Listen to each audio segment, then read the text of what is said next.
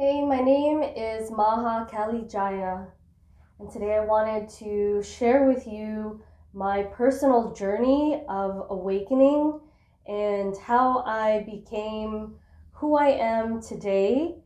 And first, I wanted to share with you some experiences that I had encountered during my journey of life.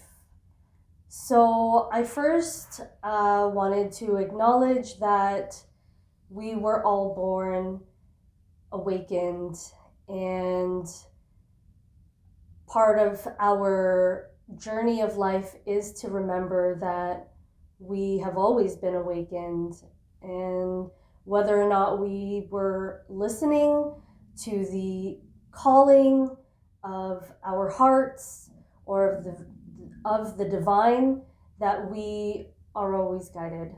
So I've always known that I have experienced life in other timelines, in past life experiences that would come up through in my childhood. So I had a pretty normal childhood, and in my childhood, it was normal. I had two parents, I had two younger siblings. Life was normal. I was taken care of, and I felt heard, and I felt seen. And I've known that as a young child, there was something about me and what I believed in my core and in my heart that was somewhat of a protector, a warrior of humanity. So as my journey continued as a child, I was also in tune and aware, but also not, because my mother was huge on scary movies. So that jaded a big part of my journey, because, when we are taught to believe that our gifts and our talents and our intuition are dark and evil, you turn them off. Not so much turn them off, but you're not really listening or in tune with that guidance. So with that, I would have visions, I would have lucid dreams and messages through my dreams.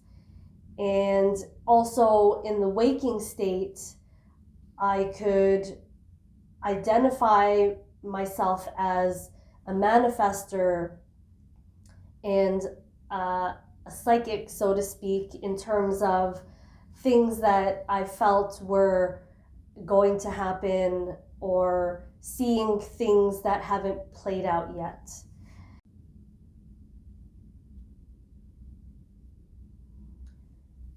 I would also be aware of things that I would do that could put me in harm's way. However, knowing that a part of me, in my body, in my mind, as a child, I knew things that I couldn't articulate and I couldn't put together because I hadn't yet fully remembered. So something that I am relating this to is, as a child, I would see the crack in between the door frame and the door. And I very vividly remember looking in between this crack of the door, and I wanted to put my finger in between it. I don't know why. You know the outcome, and I feel like lots of kids might have done this at some point, but I had done it. And then obviously I would understand the repercussion of this current life and what I was doing. But in the moment, I almost saw it as like a division of a timeline or of a portal, and being able to see through it and knowing that I could easily kind of transfer between that realm. Alongside that, in the house that I had lived in as a child, I had always been able to interact with the different realms, but not in the way that, I thought I would be interacting with them, because it was more of a veil. And I felt that I couldn't see the realms with my physical eyes, but I could see them in my third eye. And what I mean by that is I would intuitionally pick up on maybe entities that might be in the space. I could pick up on magic in the space in terms of elemental kingdom realms, the realm of the fae, the elves, the tree beings. So I felt a lot of wonder and adventure as a child, because I also was utilizing my creativity and my joy and adventure as a child in my innocence to be able to tap into those realms. So I felt very connected in the things that I was doing and what I wanted to create and share through being able to access my childhood as an adventurous, wondrous, joyous realm and journey and cycle of life. So fast forward into becoming a preteen, becoming a teenager, because I was able to experience dreams in a different way, and I could understand and know that my dreams were premonitions and they were messages of the future and possibilities that could come up for me in my present life. At the age of 10, I had lost my mother in an accident that my brothers and I were involved in, and we are all still here, except for my mother. And that marked a really big part of the next evolution of my life journey. I had dreamt of this passing, and not in the way that I thought it would play out, but that's for a different time. And as I became, the eldest daughter of a widowed father, the journey of life became different. What I knew as a very beautiful and easy type of childhood, and having it normal in terms of care and comfort and my creativity, it all shifted because I had to move into a different city, had to move in with my grandmother and my aunt, and my brothers obviously along for the ride. And when we moved and this chapter of our life had evolved into what it became, is when a lot of my life experiences started to shape the way that I started to think and feel, and become disillusioned by what I was actually able to become and possess. So this would be considered like a dark night of the soul, because it definitely brought in a different energy into my life. So once I had become the age of 11, having moved to a different place and meeting new people, I had to tap into something different. And my journey of life from there was very difficult. I had to learn how to fend for myself in some ways. I've had to learn how to be a provider and a caregiver and really take on the role of being somebody who had to take care of themselves and their siblings. And when you're at that age, even just as a normal human being, you obviously start experiencing different emotions. You start thinking a little bit more different. So I've had to grow up and experience losing that part of my childhood to become an adolescent. And I was learning how to become an adolescent through the guidance of my grandmother. So my journey and story with what it has shaped my evolution has come from this relationship that I had with my grandmother, which was not very good. So through my journey with the relationship that I was navigating with my grandmother, having no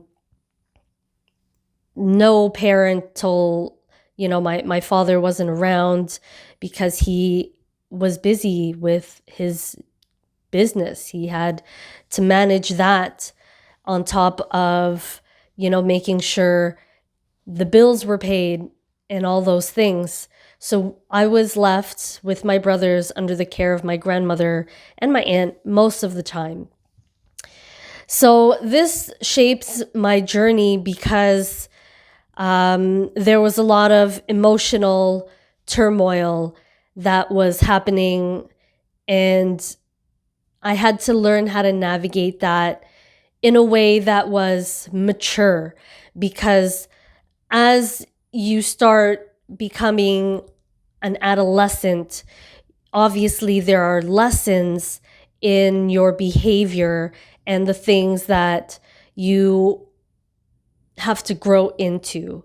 So I would learn the dynamics of energy and how that played out with my relationship with life. And there were things that I picked up from as a child that I was carrying forward, that if I put a certain intention and awareness towards an outcome, that I would most likely get.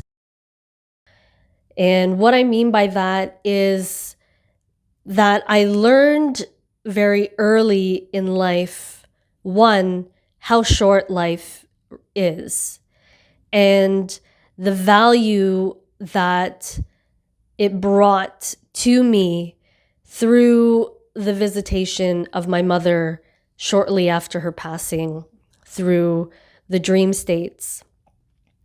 And she left me with words of wisdom, which was to not look back in the past. So I always moved forward in life with my heart open. But I knew that my heart was guiding me, because it would guide me to the right people. It would guide me to the right partners. It definitely led me to the right group of friends.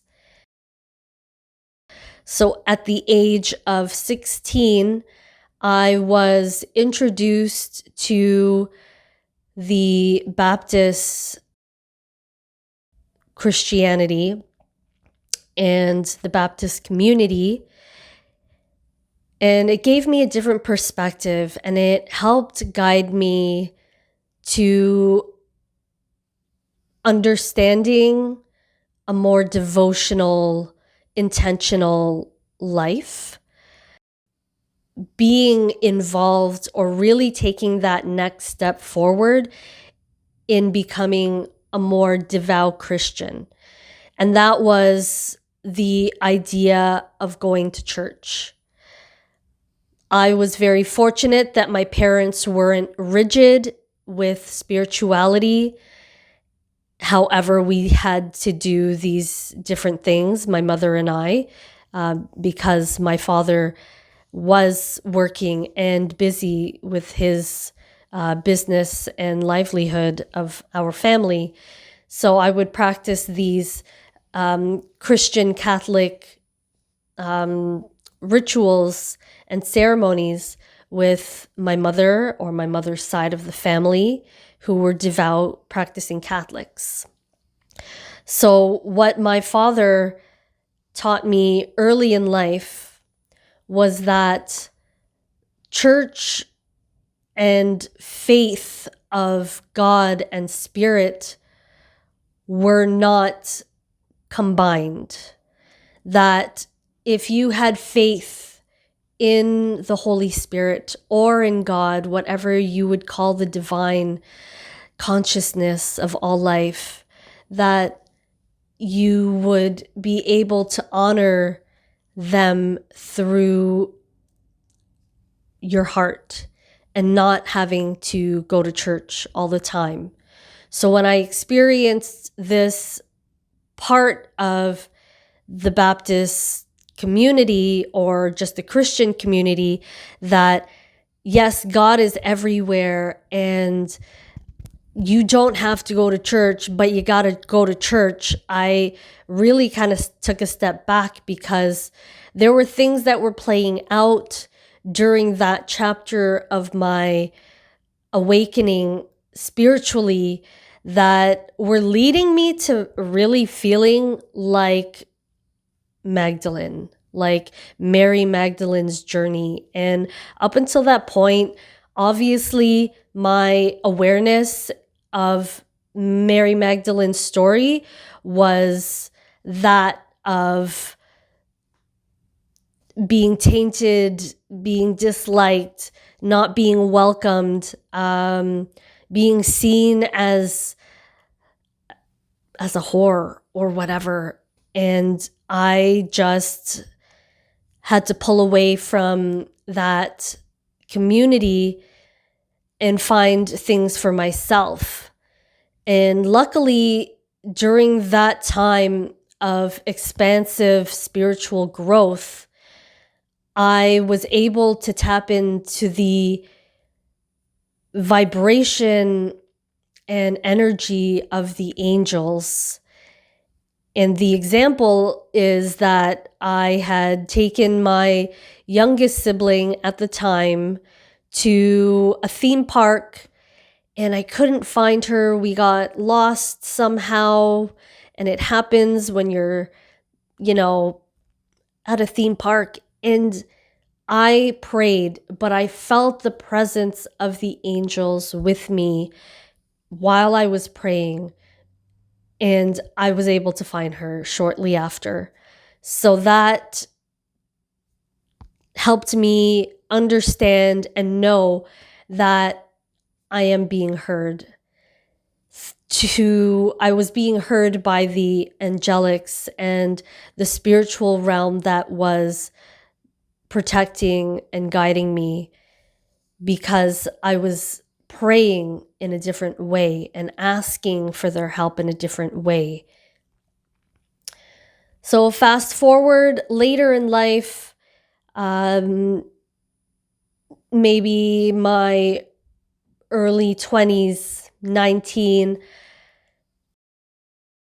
I was then going into a new cycle of life, which would be another dark night of the soul.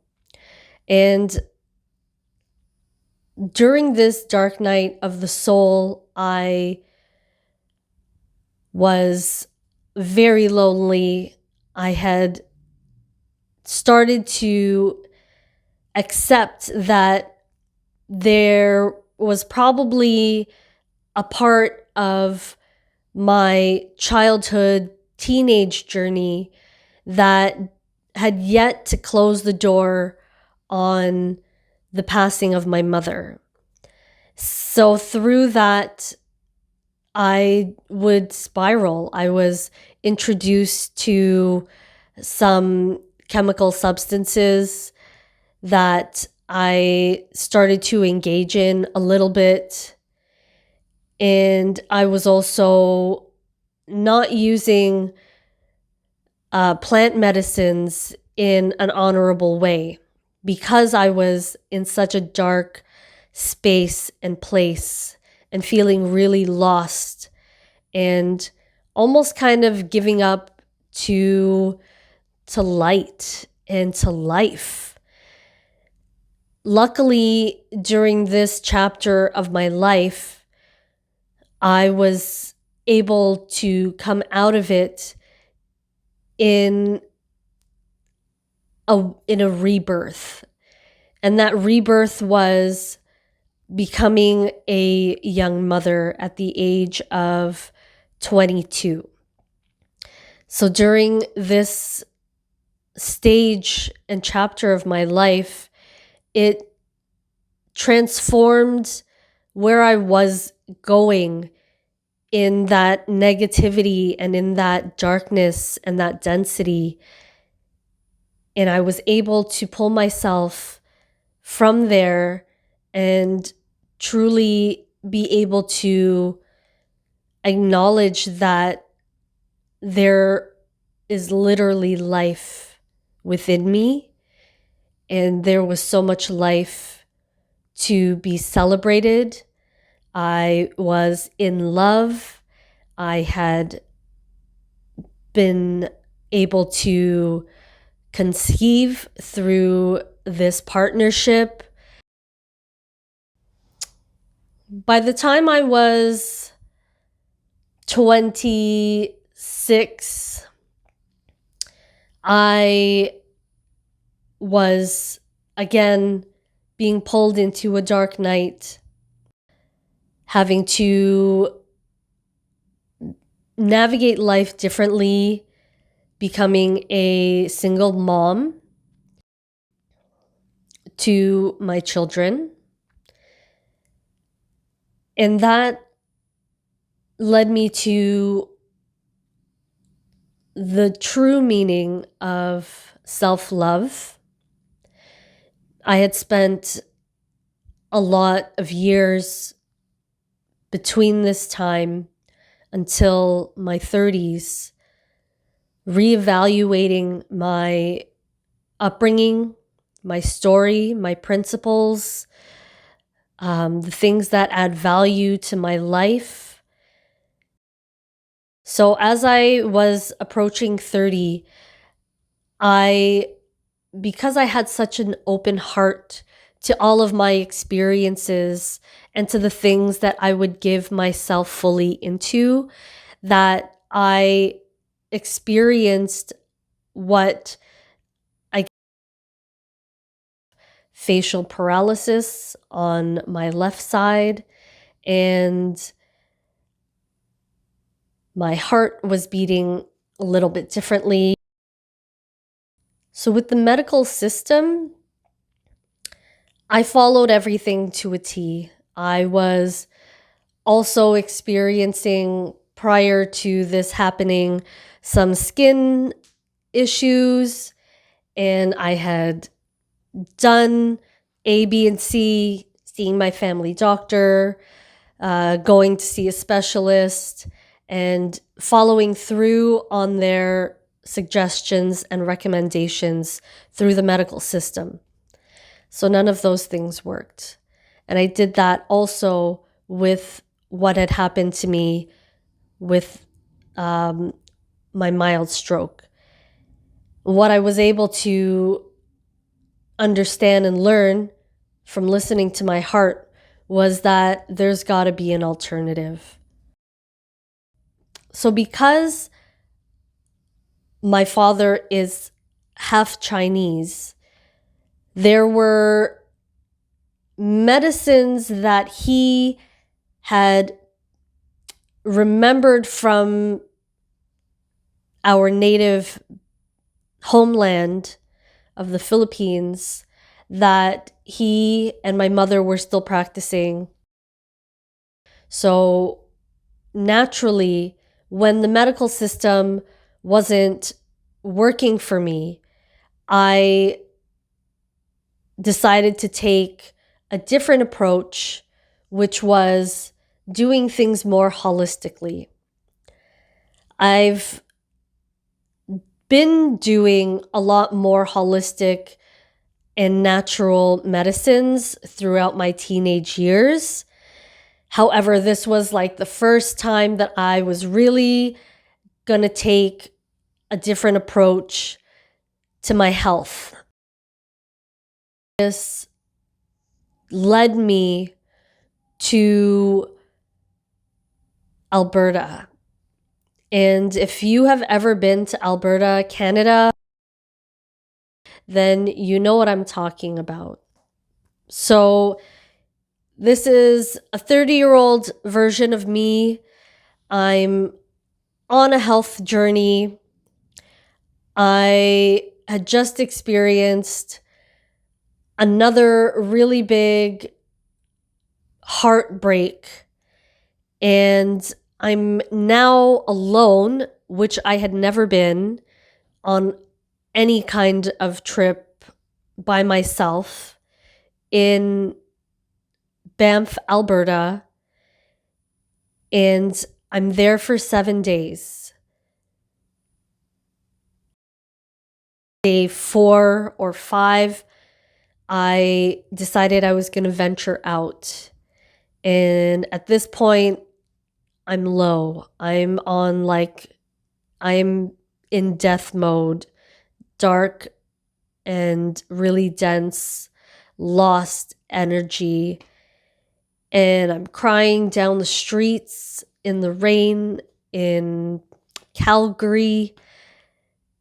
And I come across this crystal shop. And this crystal shop, I had no idea. I was like, what is this place? This is like woo-woo. And giving me and showing me crystals. So I returned back to Canada, or I returned back to Toronto and I find a crystal shop here in the GTA, the Greater Toronto Area. And the first thing that I was drawn to was crystal healing. And the stone that I was resonating with at the time, I still do today, is rose quartz. So I learned everything that I needed to learn about crystals. Fast forward, I was drawn and called to be initiated into the energy and remembrance of Reiki. And that journey was transformational. So, learning these different rememberings through these lessons of crystals and energy healing, I was able to reclaim my life in a way that I could stand here today and present myself as embodied and present myself as awakened and assist in your journey to awakening and remembering. And that's because it is a shared journey. And if you are feeling called to understand and know more, then there is a purpose to your remembering and what you are here to bring into this lifetime for humanity.